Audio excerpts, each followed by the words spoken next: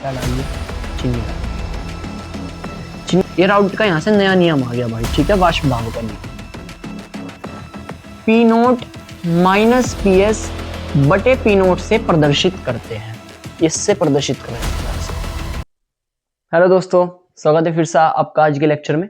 हम class 12th की chemistry के सबसे मोस्ट इंपोर्टेंट टॉपिक्स पढ़ रहे हैं और आज का जो टॉपिक है हमारा वो है अणुसंख्यक गुणधर्म। ठीक है, अणुसंख्यक गुणधर्म एक मोस्ट इंपोर्टेंट टॉपिक है जिससे एमसीक्यू भी बनते हैं और न्यूमेरिकल्स भी बनते हैं और थ्योरी वाला क्वेश्चन भी आता है। ठीक है, चलिए, 4 प्रकार के मेरे पास अणुसंख्यक गुणधर्म होते हैं। कुल अणुसंख्यक गुणधर्म होते क्या, उसके बारे में बात करते हैं। पहले अणुसंख्यक गुणधर्म,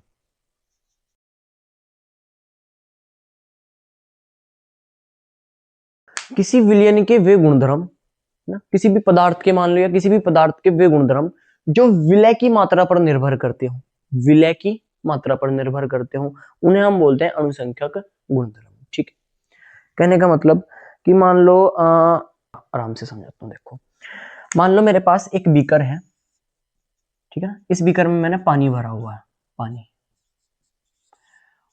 सिर्फ पानी है इसके अंदर। ठीक है, और ये जो उबल रहा, वो उबल रहा 100 डिग्री सेल्सियस पे। क्लियर है। अब मैंने क्या करा, इसके बाहर से इसके अंदर चीनी डाल दी। क्या डाल दिया, चीनी डाल दी। चीनी अब इसके अंदर घुल गई, घुलने के बाद भी विलयन ऐसे ही रहेगा, विलयन ऐसे ही रहेगा। लेकिन अब जब ये पानी उबलेगा, वो 100 से ज्यादा पे उबलेगा, यानी कि करीब ऐसे मान लो कि 100.8 डिग्री सेल्सियस पे उबल रहा। क्लियर। तो इसके तापमान में कुछ वृद्धि होगी ना भाई, इसके क्वथनांक में कुछ वृद्धि हो गई। वृद्धि किसके वजह से, जब हमने इसमें चीनी मिलाई, तो पूरी की पूरी वृद्धि चीनी पे डिपेंड है ना, यानी कि विलय पर डिपेंड है। तो ऐसे गुणधर्म जो विलय पर डिपेंड करते हो, विलय पर निर्भर करते हो, उन्हें हम बोलते हैं अणुसंख्यक गुणधर्म। पहला आपको मैंने बता भी दिया, तापमान है, यानी कि क्वथनांक है। ठीक, एक एक करके पढ़ेंगे, टोटल 4 होते हैं। सबसे पहले अगर मैं बात करूं, इस तरफ कर देता हूं। सबसे पहला है मेरे पास वाष्प दाब में अवनमन, वाष्प दाब में आपेक्षिक अवनमन।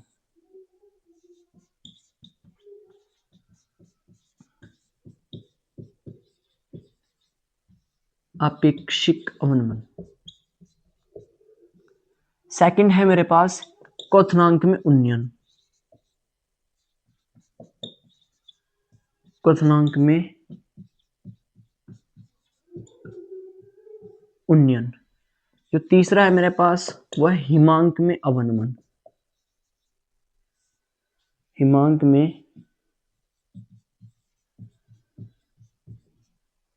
अवनमन। और जो चौथा है मेरे पास वो है परासरण दाब, परासरण दाब। ठीक है, ये टोटल 4 मेरे पास अणुसंख्यक गुणधर्म होते हैं। और यहां से एक एमसीक्यू आपको बन सकता है। एमसीक्यू कैसा हो सकता है भाई, कि निम्नलिखित में से कौन सा अणुसंख्यक गुणधर्म नहीं है।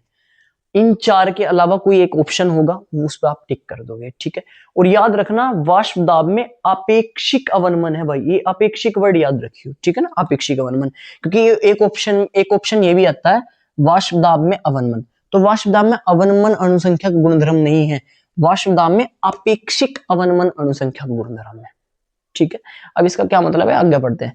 सबसे पहला हम पढ़ेंगे गुणधर्म वाष्प दाब में अवनमन, वाष्प दाब में अवनमन। जरा ध्यान से देखने का प्रयास करियो। वाष्प दाब का मतलब क्या होता है कि भैया मैं किसी पानी को गर्म कर रहा, पानी भाप में बदलेगा, वाष्प में बदलेगा। अब उस जो वाष्प में बदल रहा है, उस वाष्प द्वारा उस विलयन पे जो दाब लगाया जा रहा होगा, जो पानी पर दाब लगाया जा रहा होगा, उस दाब को हम बोलते हैं वाष्प दाब। अभी जब पानी शुद्ध था, मान लो कि हम किसी पानी में शुद्ध था, ठीक है, कोई पानी शुद्ध है, इसका जो वाष्प दाब है वो कुछ है, एक mmHg मान लीजिए। कितना है, 1 mmHg, ज्यादा होता है, ऐसे एग्जांपल लेके मैं मान रहा हूँ। ठीक है, 1 mmHg। मैंने इसके अंदर बाहर से कोई अवाष्पशील विलय पदार्थ घेर दिया, कुछ भी, चीनी, रेता या कुछ भी। तो इससे क्या हुआ कि वाष्प कम बनी भाई, पहला वाष्प ज्यादा बन रही थी, तो इसका 1 mmHg मैंने मान लिया दाब था, वाष्प दाब था। अब जब बाहर से मैंने इसके अंदर कुछ रेत वेत ऐसी कुछ चीज डाल दी, तो वो जाकर तली पे बैठेगी, तली पे बैठेगी। और जब ये चीज नीचे से गर्म हो रही होगी, तो पहले तो इसे खत्म करेगी ना भाई, पहले इसे इसके साथ इससे मतलब पिघालने का प्रयास करेगी जो भी इसके अंदर हमने डाला होगा। अब जो विलयन था उसकी वाष्प फिर कम बनेगी।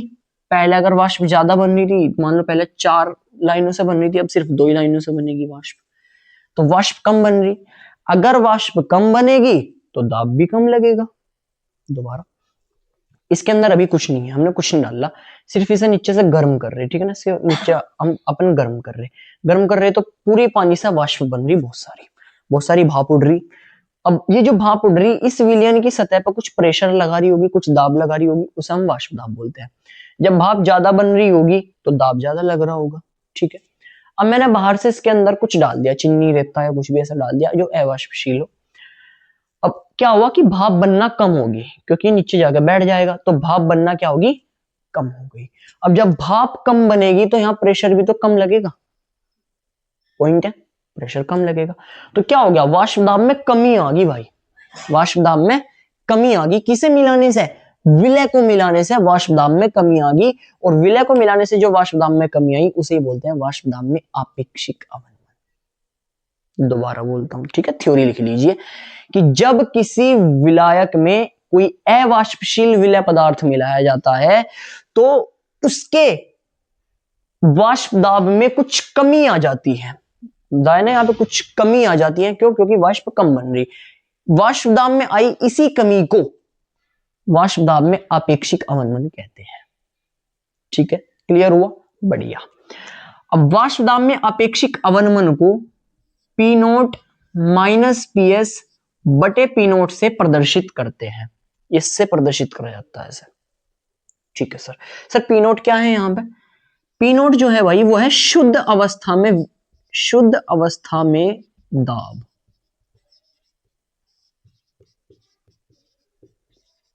या वाष्प दाब, सॉरी वाष्प दाब, क्लियर सर। व्हाट इज शुद्ध अवस्था, जब उसके अंदर हमने विलय पदार्थ नहीं मिलाया था तब की बात हो रही है, ठीक है। और भाई ये याद रखियो, अगर पानी की बात हो रही होगी ना तो पानी, चलिए आगे बात करेंगे अपन। पी नोट शुद्ध अवस्था में वाष्प दाब हो गया, और जो पीएस है ना वो जब हमने उसके अंदर विलय पदार्थ मिला दिया था, उससे जो विलयन बना उसका वाष्प दाब है, विलयन का वाष्प दाब, विलयन का वाष्प दाब, बढ़िया। ओ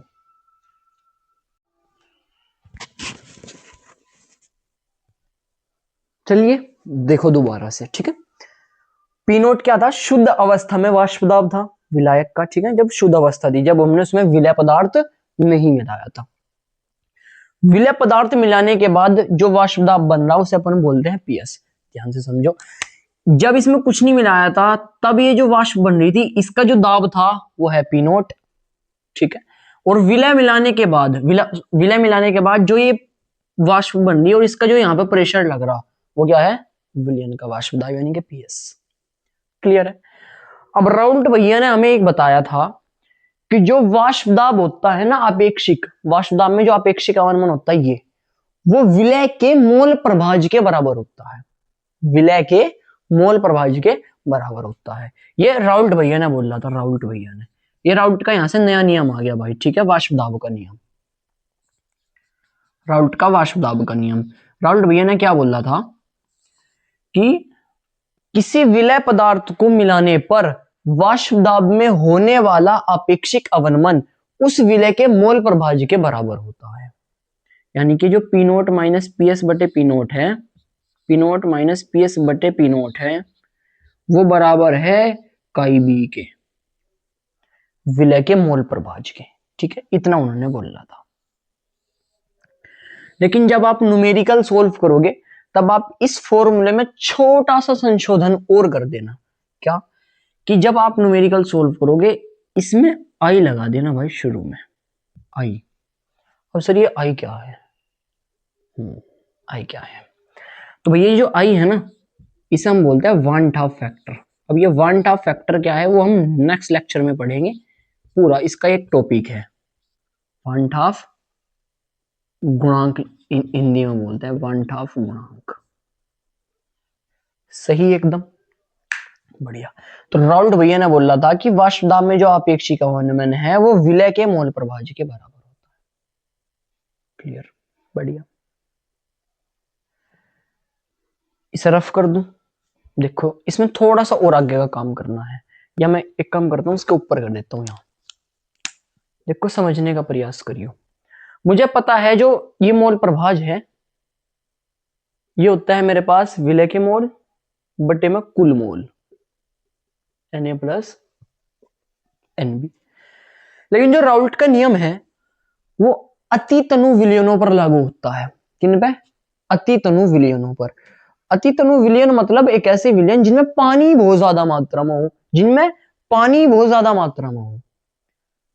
अभी ऐसे समझो कि आपके पास 1000 लीटर पानी है और उसमें आपने 100 ग्राम चीनी डाल दी, ठीक है, तो उसका वजन कुछ बढ़ जाएगा? 1000 लीटर ही रहेगा भाई, चीनी घुलने के बाद भी 1 किलो से क्या ही फर्क पड़ेगा 1000 पे। तो वही बात है, Na की वैल्यू अगर आप 1000 मान के चल रहे और Nb की वैल्यू अगर आप 100 मान के चल रहे, 100 ग्राम है वो भी, ये 1000 लीटर मान के चल लो, मतलब मान के चलना है लीटर, और ये ग्राम, तो क्या फर्क पड़ रहा 100 ग्राम का 1000 लीटर पर? कुछ नहीं। तो यहां पे हम क्या करेंगे, Nb को छोड़ देंगे, Nb को छोड़ने पर, ताकि आपकी कैलकुलेशन आसान हो जाए, इसीलिए। तो जो काई भी होगा उसकी वैल्यू हम लिखेंगे Nb बटे में Na। ये काई बी की वैल्यू हम पुट कर देंगे यहाँ पे, तो पी नोट माइनस के पी एस बटे पी नोट बराबर हो जाएगा आई डॉट एन बी बटे एन ए। इस फॉर्मूले से आप न्यूमेरिकल सॉल्व करोगे, ठीक है। सर हमें ये कहां तक लिखना है थ्योरी वाला? पहला आपको वाष्प दाब में आपेक्षिक अवमंदन की वो थ्योरी लिखनी है जो मैं आपको बता चुका। उसके बाद आपको इससे प्रदर्शित करते हैं ये लिखना है, यहाँ पे पी नोट क्या है, पीएस क्या है ये लिखना है। उसके बाद आपको राउल्ट के नियम के हिसाब से ये वाला फॉर्मूला लिखना है और इसमें आई बता देना वांठा पूर्णांक, बस इतना लिखना है, ठीक है। न्यूमेरिकल अगर इस पर आता है तो फिर आप इस वाले फॉर्मूले से सोल्व करोगे। अब वीडियो थोड़ी बड़ी हो चुकी है, ठीक है, इसका न्यूमेरिकल और बचे हुए जो 3 हमारे पास अनुसंख्या गुणधर्म है वो नेक्स्ट लेक्चर में हम फिनिश करेंगे। मिलते हैं नेक्स्ट लेक्चर में। अगर आपको वीडियो पसंद आई हो तो आप प्लीज इस वीडियो को अपने फ्रेंड्स के साथ शेयर कर दो, चैनल को सब्सक्राइब कर दो अगर आप नए हो तो, और वीडियो को लाइक करना तो भूलना ही मत, ठीक है। मिलते हैं नेक्स्ट लेक्चर में, ओके बाय।